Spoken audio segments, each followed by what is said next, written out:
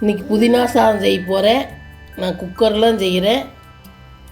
அதுக்கு பார்த்திங்கன்னா இப்படி ஒரு கைப்பிடி புதினா இலை எடுத்துக்குவோம். நம்ம போட்டாலும் கசக்கு இந்த அளவுக்கு எடுத்துக்குவோம். ஒரு கைப்பிடி, ஒரு அரை கட்டு எடுத்துக்குவோம். அதோட அரைக்கிறதுக்கு தேவையான பொருள் பார்த்திங்கன்னா ஒரு 2 வரமிளகா, ஒரு 4-5 சின்ன வெங்காயம், ஒரு அரை ஸ்பூன் சோம்பு, ஒரு ஸ்பூன் தயிர், இதெல்லாம் போட்டு பேஸ்ட்டாக அரைச்சிக்கலாம்.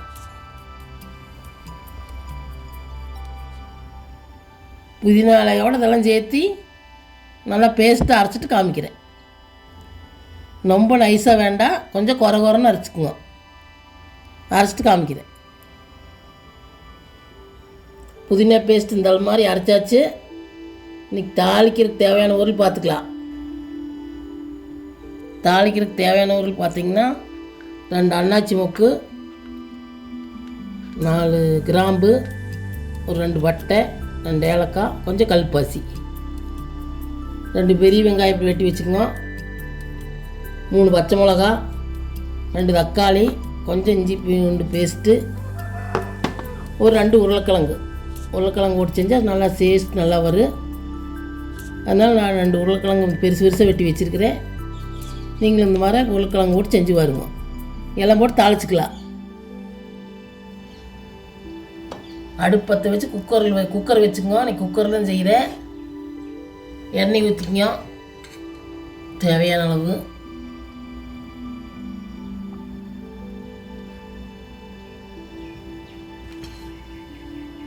ஒரு ஸ்பூன் நெய் ஊற்றிங்க. இதோட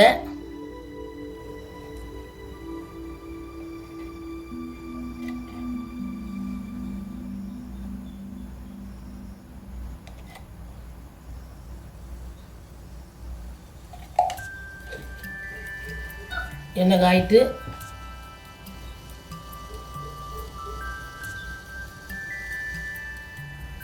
காஞ்சிருச்சு. தாளிக்கிறதெல்லாம் போட்டுக்கலாம். பட்டை, லவங்கம், கல்பாசி எல்லாம் போட்டுக்கலாம்.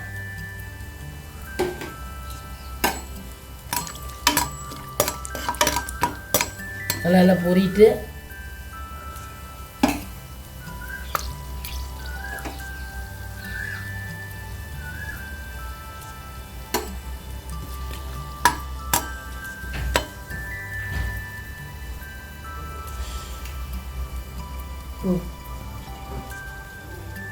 பொரிஞ்சிருச்சு. வெங்காயத்தை சேர்த்துக்கலாம்.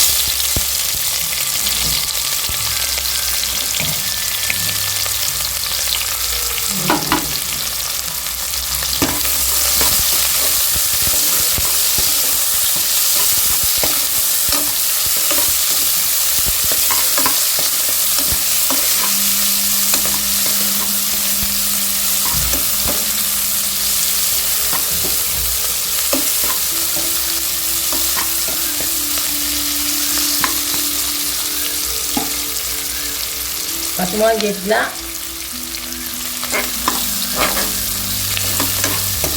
கொஞ்சம் வதங்கின போது வெங்காயம் அதிகமாக வதங்க வேண்டியதில்லை. நல்லா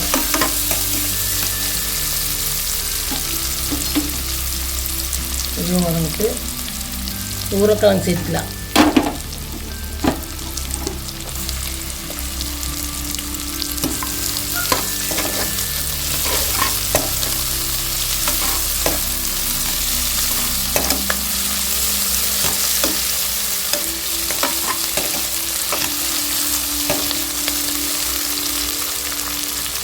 அரைச்ச வேஸ்ட் சேர்த்துக்கலாம். அரைச்ச வேஸ்ட் சேர்த்துக்கலாம்.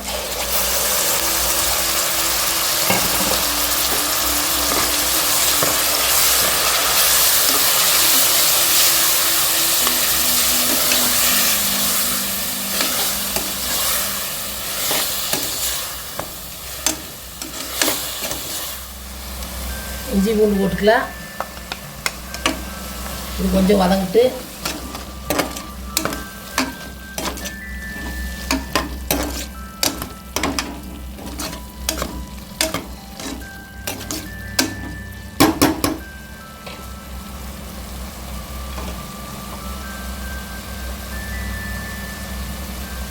பச்சை வாசனை போட்டு தக்காளி சேர்த்துக்கலாம். தக்காளி சேர்த்துக்கலாம். தக்காளி நல்லா வதங்கிட்டு இது கொஞ்சம் உப்பு சேர்த்துக்கலாம்.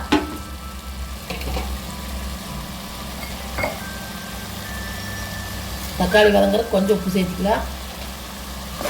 தக்காளி நல்லா வதங்கிட்டு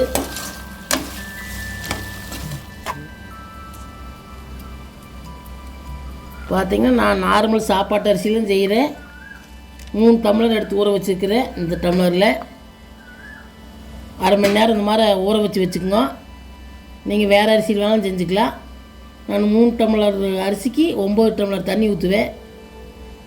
நீங்கள் வேறு அரிசியெல்லாம் போனால் கம்மியாக ஊற்றிக்கிங்க. ஃபுல்லாக வதங்கிருச்சு. தண்ணி சேர்த்துக்கலாம்.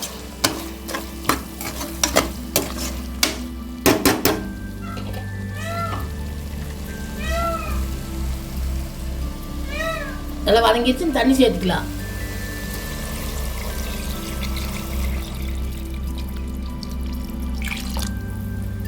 தண்ணி கொதிக்கிட்டு இதுக்கு தேவையான அளவு உப்பு சேர்த்துக்கலாம். அந்த சாப்பாட்டுக்கு தேவையான அளவு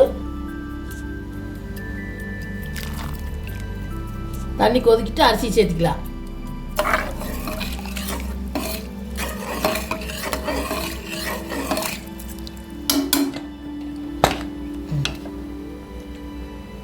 மூடி போட்டாச்சு.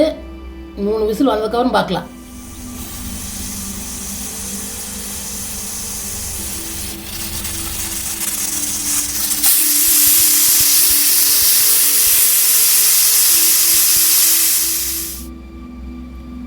மூணு விசில் வந்து விசில் அடங்கிருச்சு.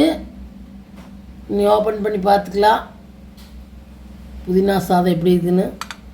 புதினா சாதம்னு சொல்லலாம், புதினா பிரியாணின்னு சொல்லலாம்.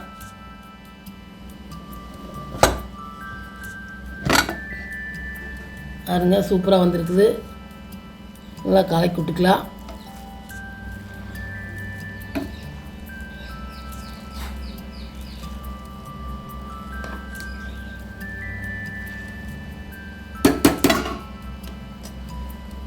பார்த்திங்கன்னா இந்த மாதிரி நீங்களும் உங்கள் குட்டீஸ்க்கெல்லாம் டிஃபனுக்கு செஞ்சு கொடுங்க. சூப்பராக இருக்குது.